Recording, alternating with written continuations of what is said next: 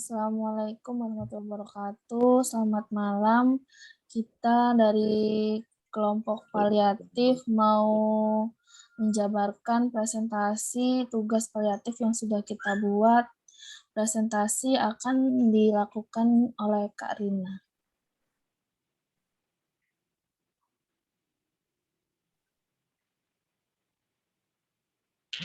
Bentar ya.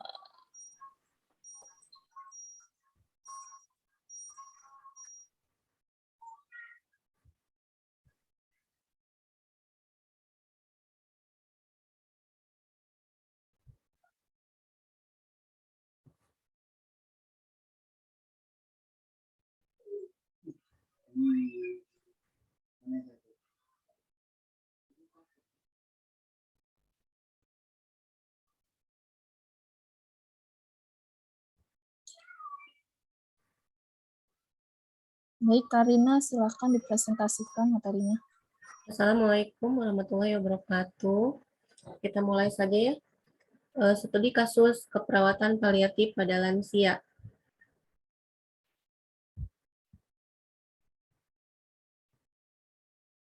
Dari pendahuluan, menurut WHO, perawatan paliatif merupakan suatu cara pendekatan untuk meningkatkan kualitas hidup pasien dan keluarganya dalam menghadapi masalah yang berhubungan dengan penyakit yang mengancam kehidupan, melalui pencegahan dan mengurangi penderita dengan identifikasi awal, penanganan yang benar, pengobatan rasa sakit, dan masalah yang lain, yaitu fisik, psikososial, dan spiritual.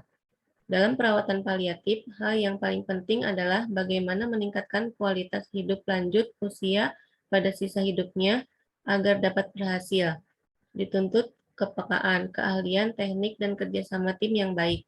Selain perawatan medis, perawat rohani bagi penderita terminal memegang peranan yang cukup penting, oleh karena maut seringkali menimbulkan rasa takut. Rasa takut semacam ini didasari oleh berbagai macam faktor, seperti ketidakpastian akan pengalaman selanjutnya, adanya rasa sakit atau penderita yang sering menyertainya, kegelisahan untuk tidak berkumpul lagi dengan keluarga atau lingkungan sekitarnya. Selanjutnya yaitu pendekatan terhadap pasien,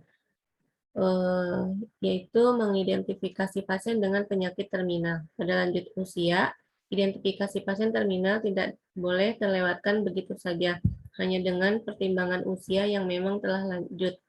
Memang sudah mendekati waktunya.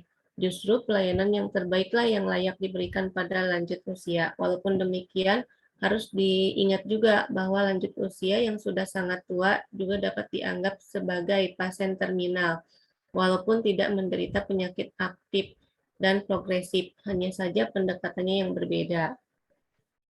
Dan selanjutnya, penilaian medis. Pemeriksaan fisik adalah hal yang berguna dan jika dikerjakan dengan baik dapat berguna untuk menghindari intervensi diagnostik yang tidak perlu dan merepotkan.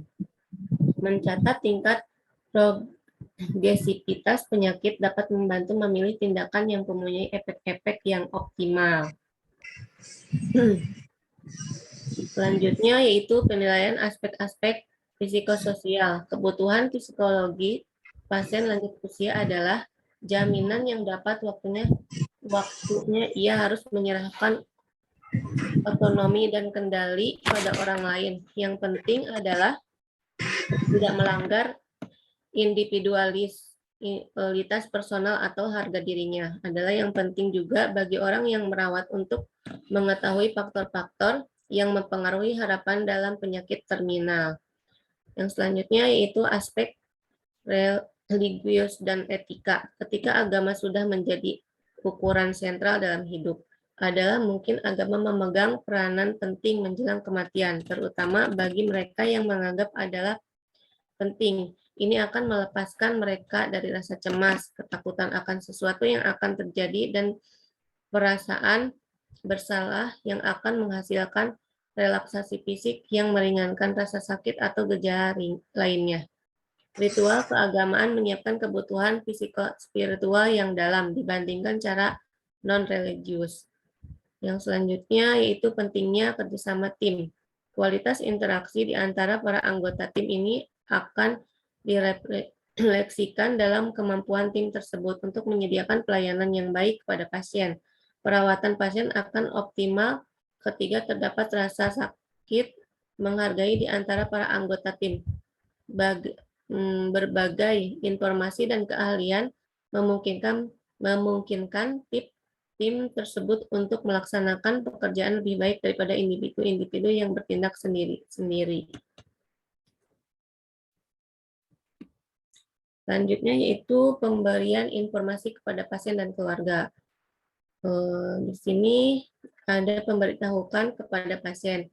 Ketika informasi mengenai kematian, diberitahukan pasien lanjut usia terhadap kondisinya yang diobati. Pada dasarnya mereka ingin tetap hidup selama mungkin atau meninggal dengan tenang. Harapan itu normal dan sangat penting bagi lanjut usia tersebut yang bertahan hidup.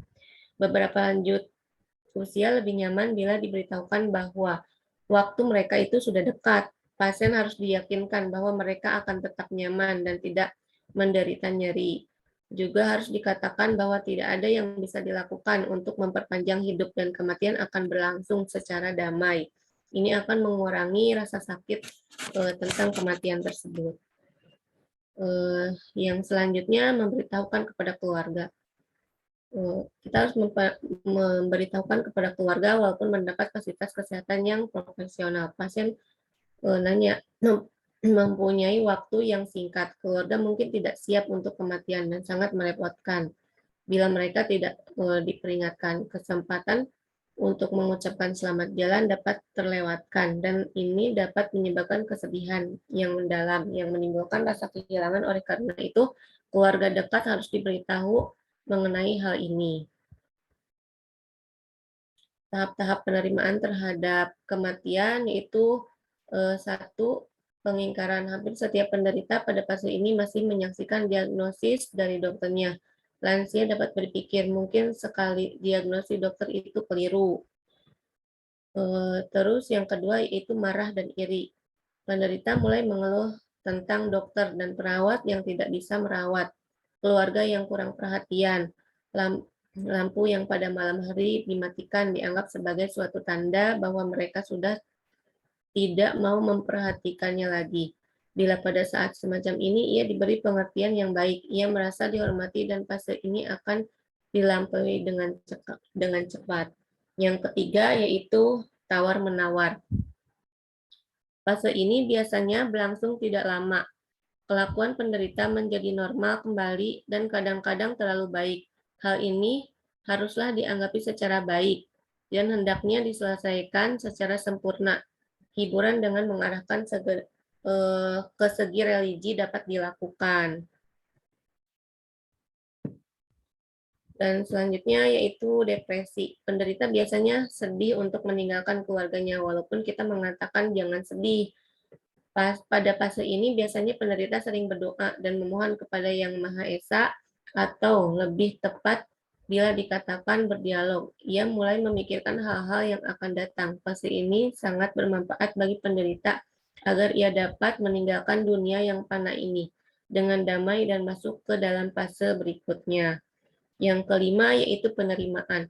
Ini adalah tahap menyerah pada apa yang terjadi pada fase ini. Biasanya justru keluarga yang memerlukan lebih banyak pertolongan agar mereka rela ditinggalkan oleh penderitanya. Pasien biasanya dapat lelah sekali dan seringkali dijumpai dalam keadaan tertidur. Jika fase sakit telah hilang, berpulatan juga telah selesai. Ia sudah siap untuk melakukan atau menempuh perjalanan yang panjang dan tak kunjung kembali. Ia menempuh perdamaian dan seringkali pada fase ini menderita tidak ingin ditengok. Yang selanjutnya yaitu dukungan dari keluarga. Sebagai besar dukungan bagi kebutuhan biasanya hanya dapat diberikan oleh keluarga. Perhatian, kasih sayang, mereka adalah yang terpenting bagi pasien tersebut. Ketakutan terbesar keluarga yang mengurus pasien di rumah adalah bahwa mereka tidak dapat menyediakan perawatan yang benar atau tidak tahu apa yang harus dilakukan. Dalam stadium terminal, mereka seharusnya tidak dikecilkan hatinya. Pengorbanan yang mereka lakukan bahwa mereka berkeinginan untuk memberikan sesuatu yang terakhir bagi pasien. Keluarga harusnya disemangati untuk tinggal dekat dengan pasien, sehingga mereka bisa belajar dan perawat yang berbicara pada pasien walaupun pasien tidak sadar. Mereka dapat menyampaikan kata-kata bagi pasien dan merasa bahwa itu berguna bagi pasien walaupun ia tidak merespon. Merancang perawatan bagi kenyamanan pasien. Tujuannya adalah mengelola gejala-gejala yang tidak diinginkan dan mengoptimalkan fungsi dan kenyamanan, yaitu dengan merancang pendekatan untuk merawat, memanfaatkan medikasi, interaksi interpersonal, teknik keperawatan yang optimal, dan sumber daya lainnya. Kenyamanan ini mencakup kenyamanan fisik, psikologis. Kenyamanan fisik berarti menjaga mereka terbebas dari rasa nyeri, sesak napas, kebersihan diri, konstipasi, imobilisasi, inkontinensia, dan lain-lain. Sedangkan kenyamanan psikologis mencakup perasaan mana mereka tidak merasa sendirian menghadapi kematian, menghilangkan kecemasan, ketakutan, stres yang mungkin menekan mereka. Selanjutnya yaitu ciri-ciri atau tanda-tanda pada pasien lanjut usia menjelang kematian. Satu yaitu gerakan dan penginderaan menghilang secara perlahan-lahan, biasanya dimulai pada anggota badan, khususnya kaki dan ujung kaki. Yang kedua yaitu gerakan peritalik usus menurun. Yang ketiga yaitu tubuh pasien lanjut usia tampak mengembung. Yang keempat, badan dingin dan lembab, terutama pada kaki, tangan, dan ujung hidungnya. Yang kelima yaitu kulit nampak pucat, berwarna kebiru-biruan atau kelabu. Yang keenam yaitu denyut nadi mulai tidak teratur. Yang ketujuh, napas dengkur berbunyi keras yang disebabkan oleh adanya lendir pada saluran pernapasan yang tidak dapat dikeluarkan oleh pasien lanjut usia. Yang kedelapan yaitu tekanan darah menurun. Yang kesembilan, terjadinya gangguan kesadaran ingatan atau ingatannya bisa menjadi kabur.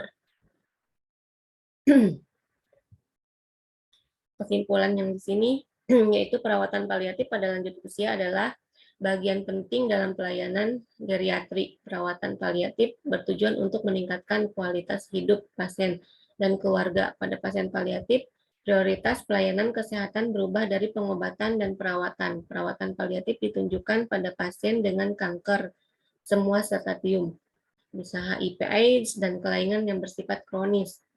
Pada perawatan paliatif diperlukan suatu teamwork yang terdiri dari dokter, psikolog, perawat, terapi rehabilitas, ahli gizi, pekerja sosial, dan lain-lain, yang bersama-sama memberikan tindakan yang terpadu kepada pasien dan keluarganya. Diperlukan suatu cara pendekatan terhadap pasien. Cara pemberian informasinya bagaimana? Untuk pasien dengan fase terminal, banyak cara yang dapat dilakukan dalam meningkatkan gejala-gejalanya yang menyusahkan. Medikasi pada pasien terminal meliputi terapi suportif, nutrisi, perancangan perawatannya yang memberikan kenyamanan bagi pasien dan penata laksanaan rasa sakit. Yang selanjutnya yaitu puncak dari perawatan paliatif adalah kematian. Pengelolaan kematian harus dikerjakan dengan sebaik-baiknya sebagai wujud penghargaan kepada pasien sebagai individu sehingga dapat meninggal secara terhormat. Terima kasih banyak. Lanjut ke Kanina.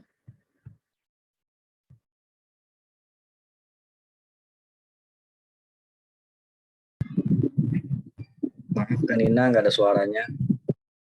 Ya, Kak Nina belum ada suaranya, belum di-unmute. Maaf, mungkin sekian ya dari kelompok kami presentasinya untuk pada malam hari ini. Terima kasih semuanya untuk anggota kelompok yang sudah membantu untuk mengerjakan tugas paliatif ini. Saya akhiri. Wassalamualaikum warahmatullahi wabarakatuh. Waalaikumsalam Waalaikumsalam warahmatullahi wabarakatuh. Salam.